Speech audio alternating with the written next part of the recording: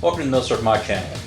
Around October every year I try to do some German reviews, although I'm not sure I'm going to do any firearm reviews this year because I've either reviewed some of these or I have others that are in various states of progress. Like my G43, I just put some wolf springs on it, but I found out that I really need to get that shooter's kit on there or shooting any more is going to destroy that gun, and I don't want to do that because that's one of the most expensive guns I own actually. But anyway, I figured this would be a good opportunity just to show off my German collection. I'm not going to show off everything that I have that's German, even though I have that MP40 replica there, that GSG MP40. It does fill a niche in the military collection, but I'm not going to show things off like my HK VP70 or any Walthers that I might have.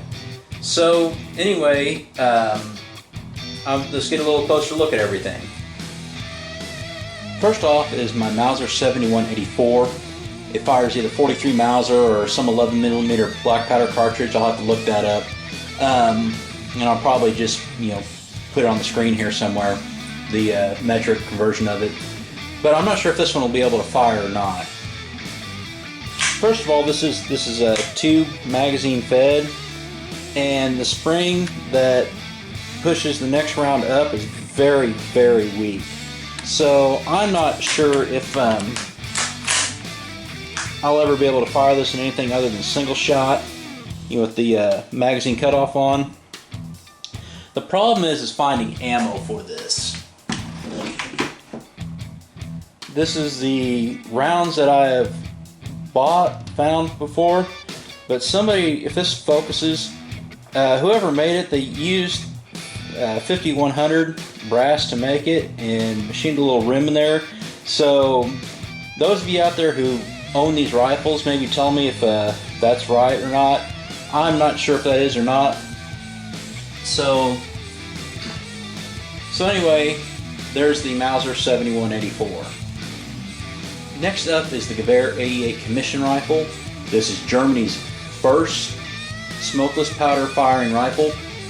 Now, I will do a review and history of this in the future, as well as I'll probably do one over the Mauser 7184. This one uses a Mannlicher type clip feed system. I tried firing it today, but the clip that I had kind of got stuck in there, so it made it a little difficult to feed. So I need to kind of work on the clips a little bit so they work a little more smoothly. Now, a quick video that I think I may try to do this month is a bolt disassembly video, because this is one of the most difficult bolts I've ever disassembled. I did that last night to kind of clean it out, get some of the cosmoline out.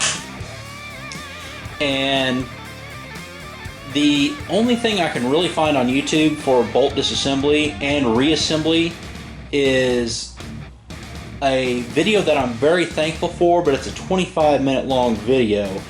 And I just want to learn how to disassemble and reassemble the damn thing. I don't need an explanation of every part, so that is something I may do in the near future. But anyway, I'm also going to probably do a review of this whole rifle in the near future. Next up are my two Gewehr 98s, along with a bayonet that's period correct for them. And that makes for a very long rifle, with the rifle and the bayonet, like pretty much any World War I rifle does. They're both Waffenbrick Oberndorf. The one to the right is 1917. The one to the left is 1918. The reason I got the one to the left, even though I already had the one to the right, you've seen that in a previous video that I did a long time ago, but I'm probably going to go ahead and do a Gewehr 98 video again, just kind of in the format and style of how I do videos now. The ones I did before, I kind of had a little different format, and I've kind of gotten into a different format right now, so I'm going to probably do another review of these and another history of these sometime in the near future. But anyway, the one that you see that's to the right, it actually has a crescent on the receiver above the Waffenbrick Mauser, and that means it was sent to Turkey. The one to the left, I got that because it doesn't have a crescent on it.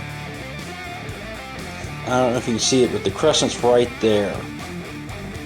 So anyway, there's are my Gewehr 98s. Those are my World War I examples of German rifles.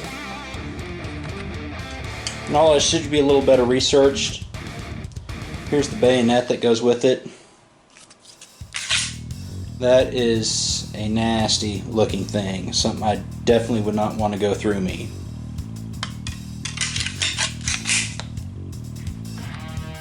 Next up are a couple K98Ks. The one to the right is BYF and made in 1941. BYF is Mauser. To the left is 1944. That's its DOU, which I think is Waffen Run Factory. Somebody correct me if I'm wrong. Then I also have, a couple of bayonets there to go with them. The BYF 41 is a vet bringback. A couple issues with this though is I'm missing the top guard, so I'm going to have to probably try to find maybe a new stock, or at least the top handguard for that.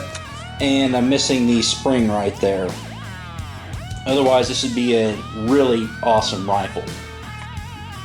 Oh, I made a mistake when I was showing that off earlier. It's actually DOT, not DOU, 1944. The thing that's great about this rifle is that the bolt is actually numbers matching to the receiver and barrel, which is very rare to find nowadays.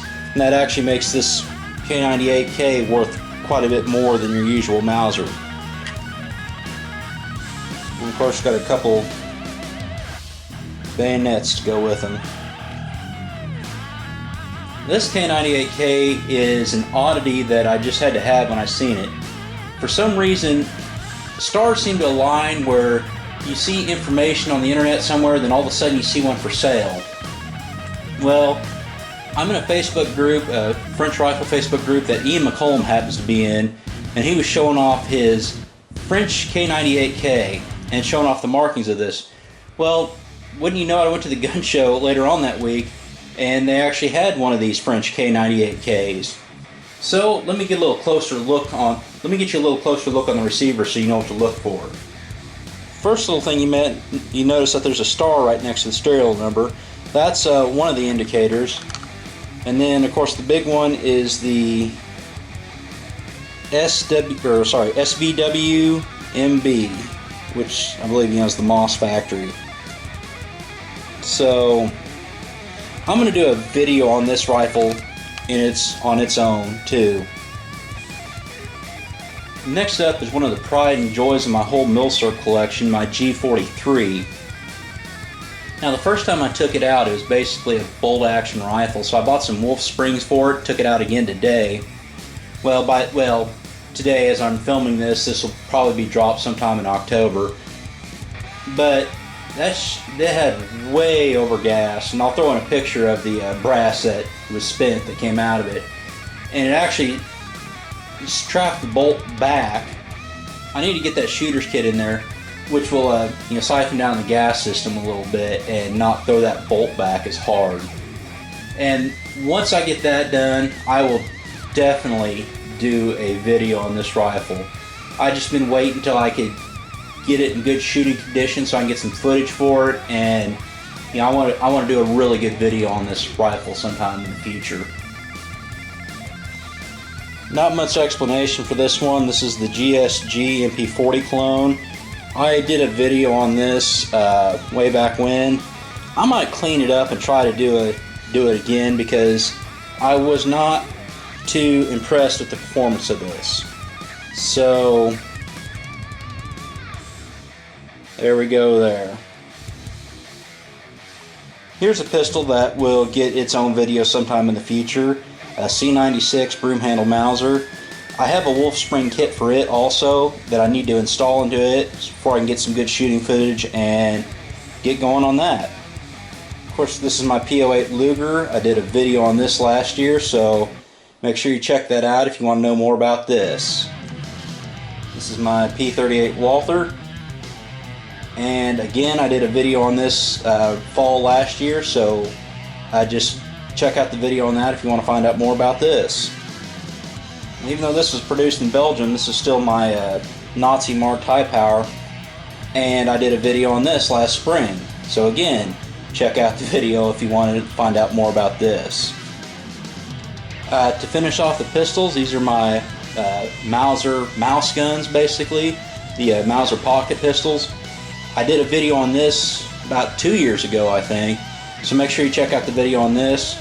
But basically I have the 1910, which is in 25 ACP, and the rest are in 32 ACP.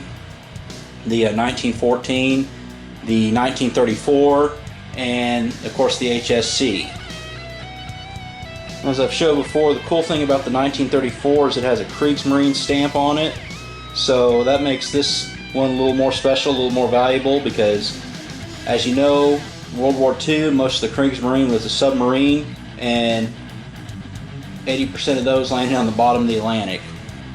And I couldn't get the camera to do a close-up focus on the HSC, but basically it's also, you know, Waffen stamp, so you know it was in the German army at some point.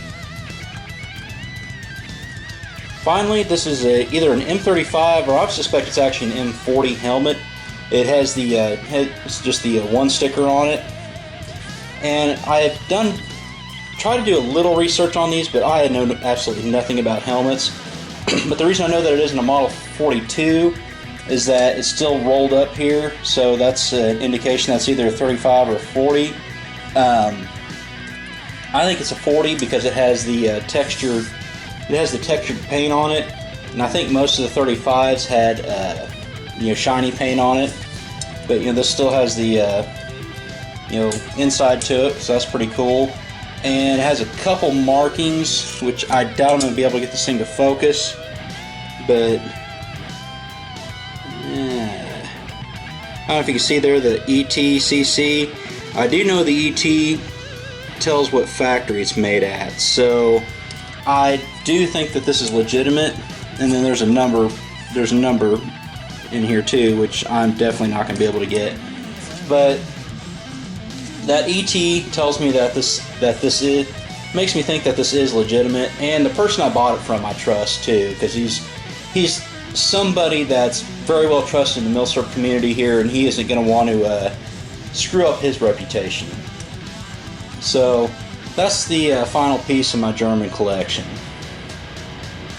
Alright, so there you have it. Just kind of went over my German collection a little bit piece by piece. If I haven't done a video on them already, I probably will do a video on them sometime in the future. And some of them that have videos on them will get new videos on them, like the Gewehr 98 and K98K. I'm pretty sure that I'm going to do another video on those. But as I said, the pistols, I've done videos on most of those, so make sure you look through my catalog and check it out. If you want to learn especially about the Luger, the Walther, the high power, the mouse guns, make sure you check that out. So anyway, I hope you enjoyed this. Thank you for watching, and as always, have a great day.